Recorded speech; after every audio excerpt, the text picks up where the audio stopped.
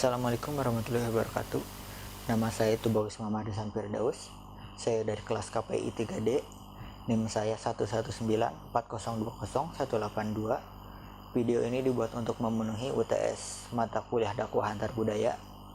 Dan saya di sini akan menjelaskan tentang ruang lingkup dakwah antar budaya. Terima kasih. Budaya berasal dari kata budi yang artinya akal dan daya yang artinya kekuatan dan daya dorong.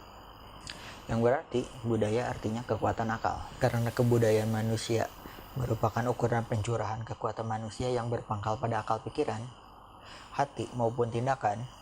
Kebudayaan didefinisikan sebagai cipta, karya, dan karya manusia dari hasil belajar. Dalam terminologi agama Islam, budaya sering disebut al-urf, yang artinya pengetahuan tentang norma dan nilai yang disepakati dan diketahui. Urf ini termasuk salah satu nilai yang memiliki landasan kuat sebagai keharusan agar selalu memelihara sesuatu yang ma'ruf, yaitu budaya yang telah dikenal, dan meninggalkan serta mencegah sesuatu yang sebaliknya, yakni budaya munkar. Unsur budaya itu ada 7. Yang pertama, sistem peralatan hidup. Yang kedua, sistem mata pencaharian. Yang ketiga, sistem kemasyarakatan. Yang keempat, bahasa dan simbol komunikasi. Yang kelima, sistem seni atau kesenian. Yang keenam, sistem pengetahuan. Yang ketujuh, sistem religi. Dakwah antar budaya adalah proses dakwah yang mempertimbangkan keragaman budaya antara dai dan mad'u, dan keragaman penyebab terjadinya gangguan interaksi pada tingkat intra dan antar budaya agar peran dakwah dapat tersampaikan dengan tetap terpeliharanya situasi damai.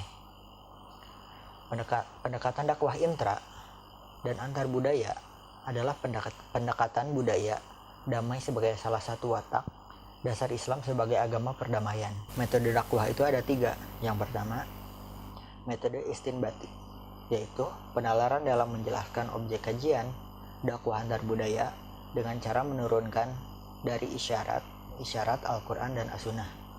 Yang kedua, metode iktibasi, yaitu penalaran dalam menjelaskan objek kajian dakwah antar budaya dengan meminjam pemikiran produk-produk para pakar dakwah yang bersumber pada Al-Quran dan As-Sunnah, dan meminjam teori yang digunakan oleh disiplin ilmu lain. Yang ketiga, ada metode istiqra'i, yaitu penalaran yang menjelaskan objek kajian dakwah antar budaya dengan menggunakan prosedur kerja metode ilmiah atau disebut dengan science method. Ada beberapa prinsip dakwah yang diketahui. Yang pertama, tauhidullah. Yang kedua, bi'al al-hikmah. Yang ketiga, bi'al mau'izat al-hasanah. Yang keempat, waja'adilhum bilatihi ahsan. Yang kelima, universalitas. Yang keenam, liberation. Yang ketujuh, rasionalitas. Yang kedelapan, yatlu alaihim ayatihi. Yang kesembilan, wayuzkihim wa yu'alimhum. Yang ke-10, etika Qur'ani. Lalu ada aksiologi dakwah antar budaya, yaitu memberikan wawasan dan mempertegas objek material dan objek formal ilmu dakwah yang unik, menentang dan problematik yang keberadaannya selalu masa kini.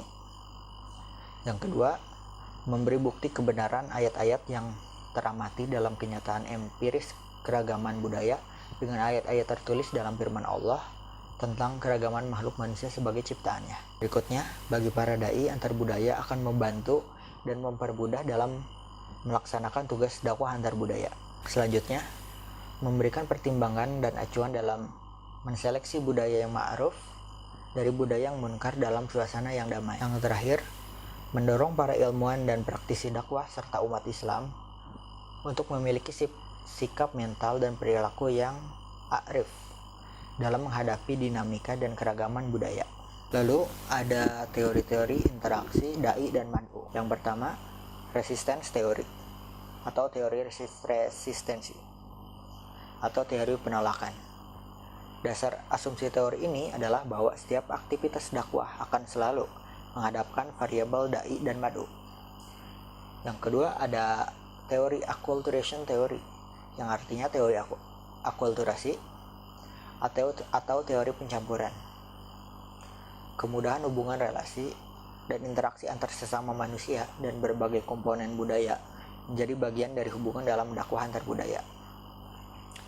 Lalu ada reception theory, yang artinya teori resepsi, yaitu menerima sepenuhnya atau menerima sebagian gagasan budaya yang lain dan baru. Harus menjadi budaya masyarakat setempat terlebih dahulu adalah landasan teori utama ini. Terakhir ada complement theory atau teori komplementer, yaitu pembaharuan suatu budaya masyarakat. Terlebih pada era globalisasi, budaya sekarang ini adalah kemestian. Baik, mungkin itu saja pembahasan yang bisa saya sampaikan. Mohon maaf bila banyak kesalahan. Wassalamualaikum warahmatullahi wabarakatuh.